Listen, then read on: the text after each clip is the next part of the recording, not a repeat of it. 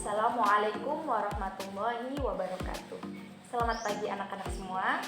Bagaimana kabarnya hari ini? Alhamdulillah baik-baik saja. Baik, hari ini siapa yang tidak masuk? Oh baik, masuk semua ya. Oke, kalau begitu Ibu lanjutkan ke materi laju reaksi. Jadi pada pagi hari ini Ibu akan menjelaskan mengenai laju reaksi.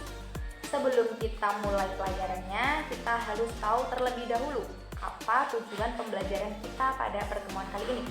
Yang pertama yaitu siswa dapat menjelaskan pengertian laju reaksi. Yang kedua, siswa dapat memahami penentuan laju reaksi dalam suatu reaksi kimia. Yang ketiga, siswa dapat memahami bentuk persamaan laju reaksi. Yang keempat, siswa dapat menjelaskan makna orde reaksi.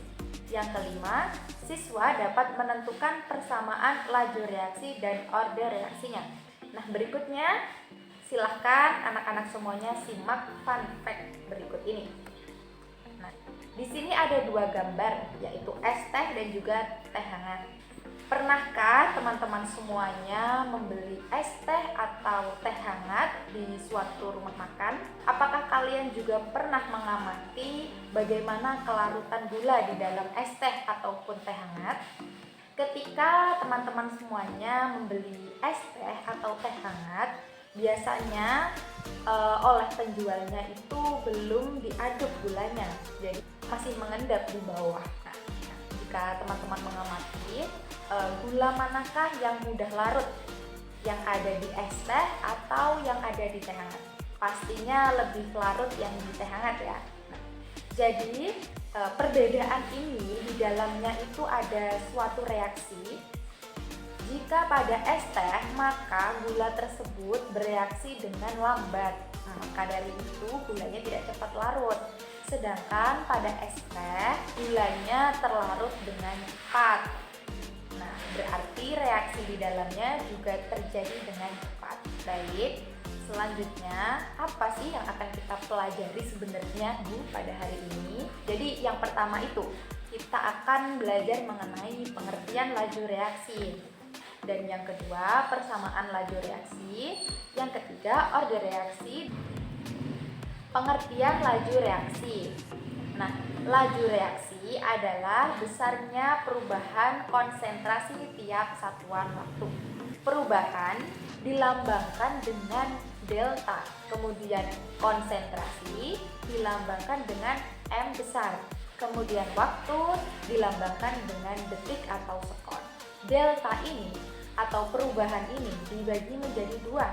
Yang pertama yaitu reaktan yang bernilai negatif dan juga produk yang bernilai positif. Apabila teman-teman melihat suatu reaksi kimia, maka yang dinamakan reaktan itu adalah pada sisi kiri, dan juga yang dinamakan produk maka dia berada di sisi kanan setelah tanda panah.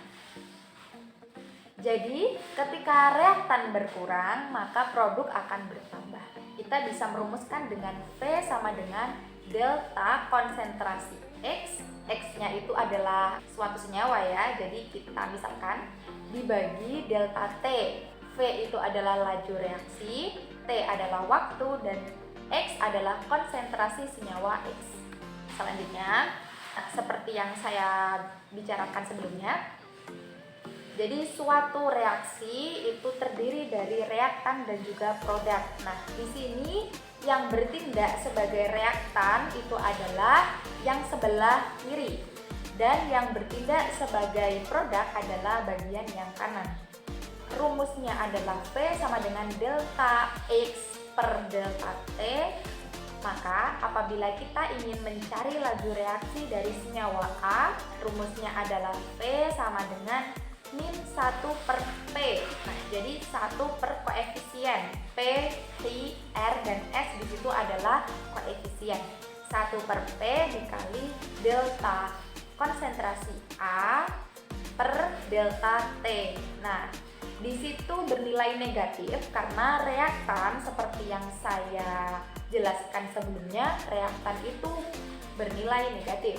Nilai itu akan sama juga dengan negatif 1 per Q dikali delta konsentrasi senyawa B per delta T dan juga dengan nilai negatif.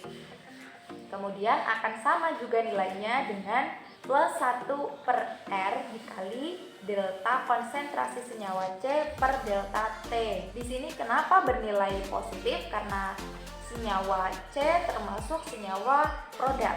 Selanjutnya akan sama juga dengan plus 1 per S dikali delta konsentrasi D per delta T. Nah, di sini juga sama ya dengan senyawa C tadi, D itu juga bernilai positif karena senyawa D merupakan produk. Sekarang kita masuk ke persamaan laju reaksi dan order reaksi. Apabila ada reaksi A plus B menjadi C plus D, maka jika kita masukkan ke dalam rumus V sama dengan K konsentrasi A pangkat M konsentrasi B pangkat N. Nah, jadi M dan N di sini itu adalah order reaksi. M itu adalah order reaksi terhadap A dan B adalah order reaksi terhadap B. Jadi di sini yang dimasukkan dalam persamaan laju reaksi itu hanya reaktannya saja. Nah, jadi yang memiliki order reaksi hanya reaktannya saja. Order reaksi itu apa sih, Bu? Jadi, order reaksi adalah bilangan pangkat yang menyatakan perubahan laju reaksi akibat perubahan konsentrasi zat-zat reaksi. Jadi, apabila M ditambahkan N sama dengan order total atau order total sama dengan M plus N. Nah, sekian anak-anak semua mengenai materi laju reaksi, semoga dapat dipahami ya.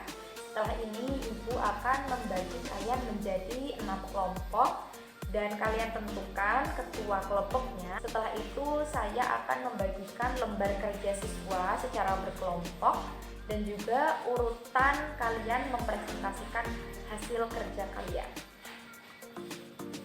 Oke. Begitu saja anak-anak, saya tutup dulu materi pada pagi hari ini. Terima kasih atas perhatiannya. Wassalamualaikum warahmatullahi wabarakatuh.